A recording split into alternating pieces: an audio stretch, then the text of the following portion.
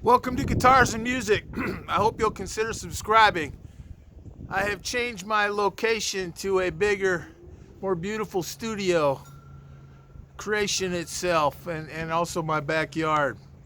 I hope you'll consider subscribing. Um, I've been kind of putting off making a discussion video. I like to make discussion videos, but you hate to force a topic, and I've had a couple things I wanted to talk about.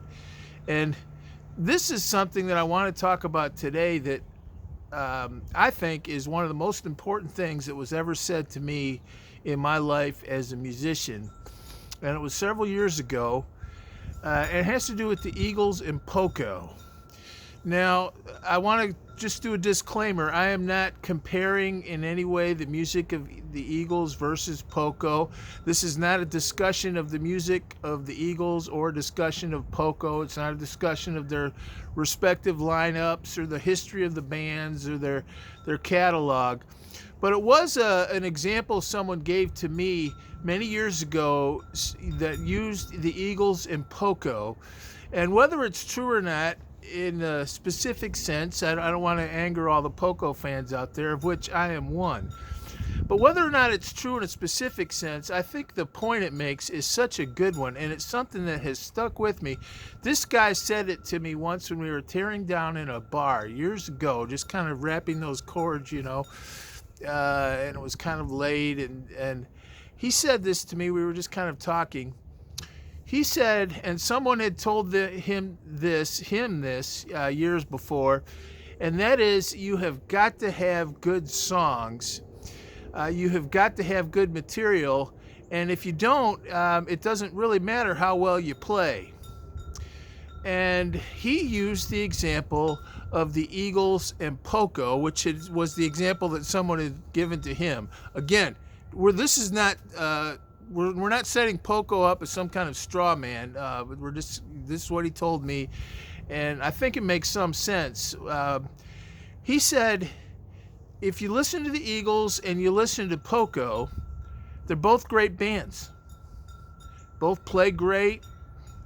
In fact, they had a lot of crossover. Randy Meisner, I think Timothy Schmidt. They kind of came out of that same scene. I always think that kind of country rock scene, it was different than southern rock. It was kind of country rock, Graham Parsons and the Flying Burrito Brothers, Emmylou Harris, Linda Ronstadt. They're all those great artists, and I love that. But he mentioned Poco. We could mention some of those other bands too, but he mentioned Poco, and he said the reason that the Eagles are so famous today and Poco's kind of become some people kind of remember. Yeah, I remember that song. I like it. But the Eagles are just have really entered into Americana. Is the quality of their songs, and not just the quality, but also the quantity of the quality of their songs. And he said that to me, and it was something I think I should have known, or it wasn't, hey, you've got to have good songs. That doesn't sound that revolutionary. It's not exactly rocket science.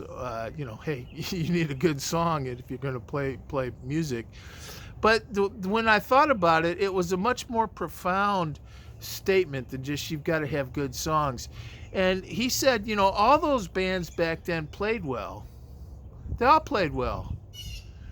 Another one is Firefall, who had good songs. I saw them twice. They were a really good band, and they were kind of like that.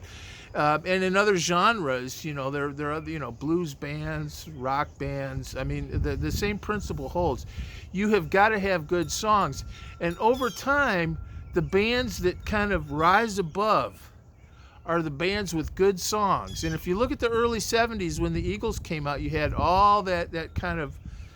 I was associated with Southern California. I don't know if that's entirely true, but you had all those bands that, kind of earthy, organic, kind of the aftermath of hippies, but, kind of earthier, a little less psychedelic, a little more organic.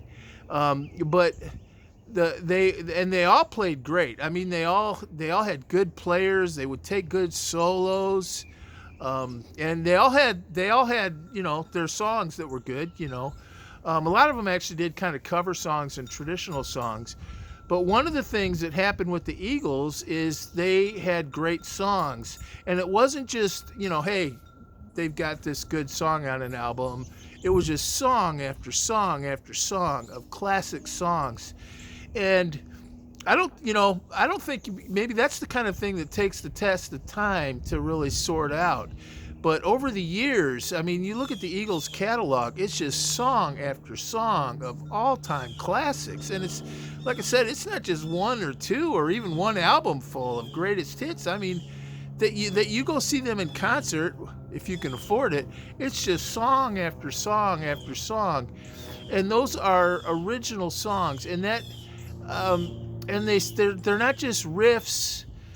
They're songs. They're not just sort of, we're a band and we're going to kind of look for material to play because we're all great players. They were songs that spoke to people. And, I think that also points to how important lyrics are. And, I sometimes think lyrics are underrated. I mean, that seems, obviously lyrics are important, but sometimes I wonder if we really do think that. Maybe I was always kind of an English major minor type. And lyrics are really, really important. And, if you look at like Don Henley, some of those lyrics like The Last Resort or so many of those songs were just beautiful. Even when they kind of wrote an upbeat party song, the lyrics were always sort of really good. And every song expresses an idea, whether it was, maybe it was a kind of fuzzy, buzzy, mid-70s idea, but there was some kind of idea or image in that song. And the bands that really had a knack for doing that, whatever genre or idiom they were trying to do, they were the bands that stood out. You look at the Eagles, look at the Beatles. They came out of Hamburg. They were like the world's greatest cover band in Hamburg. That made them better songwriters. They were awesome cover band. I mean, they played everything but the kitchen sink when they were in Hamburg. They just did, all world record length gigs, and it taught them what good songs are. And then when they started writing them, they wrote great songs. And I think that's also true of the Stones. The Stones started out playing like Chuck Berry and old blues songs. And I love the story where someone locked Keith at a record company, locked Keith Richards and Mick Jagger in a room and said, "You boys aren't coming out of there till you write your own song," because they needed more original songs, maybe for money reasons, but they needed more original songs. And they sat in a room for quite a while and wrote As Tears Go By. But it's the bands that write good songs that makes all the difference. Because if I'm old enough to remember all the bands of the late 60s, early 70s, and there were a bunch of great guitar players. Sort of reminds me of YouTube a little bit. All these great guitar players, great bands, they would take great solos. But the ones that stuck around were the ones that had great songs. The ones that had great songwriting were the ones that became Fleetwood Mac. By the way, that's why Lindsey Buckingham and Stevie Nicks were such a shot into the arm of Fleetwood Mac. Fleetwood Mac had great bands, and Bob Welch. I mean, they had good songs before, but the quality of the songwriting, I would argue, went up with Buckingham and Nicks being added. And I think that you look at the Who, even Led Zeppelin, for all they did blues and everything, but they didn't necessarily do conventional songs. But Led Zeppelin, they were great songwriters. And those are the bands that stick out. Take a band like ZZ Top. They're boogie blues, but you know what? They wrote songs. They could make it funny. But they wrote good songs. And so that Eagles Poco analogy always stuck with me. Again, I don't know. This is not specifically criticizing Poco, so I don't want everyone to get on the comments. But just in terms of the general principle of the point, I thought it was such a good one. You cannot underestimate how good the important songwriting is. Another one is prog rock. I love prog rock, but how many prog rock bands have awesome players, all kinds of scales, all kinds of gear, weird sounds, but the most famous prog rock bands, and I would argue they are Emerson, Lake and Palmer, and Yes, and there are some other good ones, but I'm just going to cite those two, really had at their heart some kind of a singer-songwriter, John Anderson and Greg Lake. I did a little tribute to Greg Lake, kind of expressing that in musical fashion the other day. But such a good point, such a good point. And I look at YouTube sometimes, and everyone, and they talk about, is the guitar dead, and are there still guitar heroes out there, and but then the rest of the time they're talking about what kind of pickup to install, and what, and then those are all important. I like my gear too, but and just like doing all kinds of riffs and technique, what kind of scales to run. But the music is songs, and songs are so important. And I write songs. I've got this series, Original Song Thursday. I'm trying to get my songs out there more, and some of them, I've played for years and performed. But you just cannot overestimate how important songs are. And I think that's what the Eagles had, among many other groups, that and not just one or two songs, but song after song. That's what the Beatles had. I mean, there was a Dave Clark Five. There were a lot of good British invasion bands. Who did Ferry Across the Mersey? And they were good. I loved them. And a lot of them would have a couple good songs, and then maybe they'd break up. There are all kinds of reasons that they don't stick around like the Beatles did. But a lot of those bands had a good song or two. But it was the Beatles that just had song after song, and the same with the Stones. Song after song. And the Stones are so fun. They're so great. They're so associated with live music, stadium rock. But they wrote a lot of great songs. They did a lot of good covers too, by the way, the Stones. But they wrote such good songs, and they're not complicated. It's not like they're trying to write the next, My Way or, but they just, they were kind of fun, easy, but well done songs. And but that point that guy made to me, he said that to me. It was about 1 or 2 in the morning. We were tearing down in a bar, and he said that's why the Eagles are today a household name, and Poco is a sort of a Trivial Pursuit question. And like I said, I wasn't even, I mean, I knew a couple Poco songs, and I still don't consider myself very knowledgeable on Poco. So once again, I'm not really commenting on Poco. But he said that to me, and it really struck me, and I thought about it driving home. I said, man, that is such a good point. You have got to have good songs. And so anybody that's watching this, we all kind of focus on the guitar and what kind of neck to have and what kind of finish and what kind of pickup and, and what kind of scales to play. But you've got to have good songs. You have got to have good songs, bottom line. And whether, I know Poco had good songs, but we'll just finish with the positive note. The Eagles didn't just have a couple good songs. They had a catalog of songs that were great. And you had all those bands when they came out, the Flying Burrito Brothers, Graham Parsons, Linda Ronstadt. A lot of them kind of went in and out of the same little coterie of people. Jackson Browne actually was part of that little crew. And even like some of the Crosby, Stills, Nash, they also have good songs.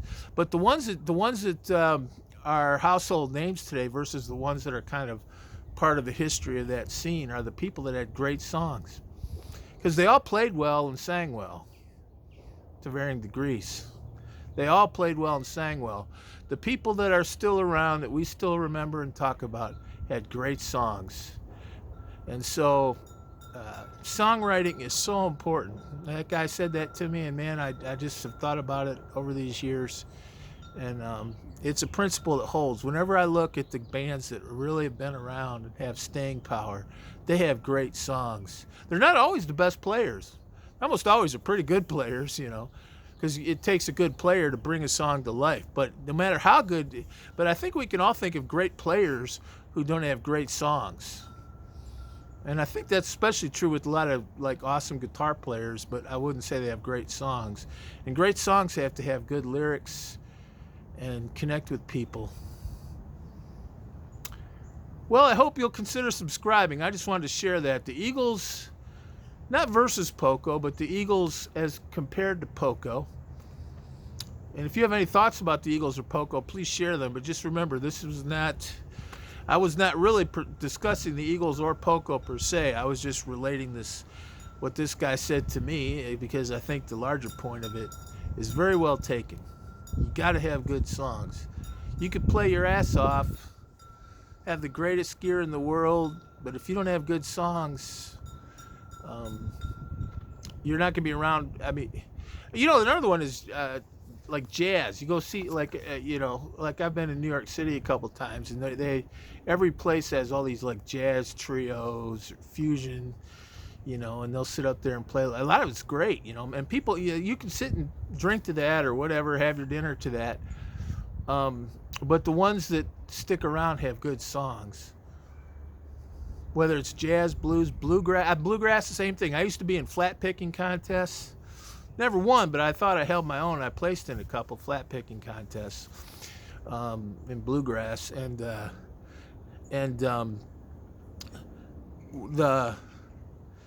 same thing with bluegrass. You see all these guys running all these bluegrass scales. Some of them are just great, but the really good ones play songs.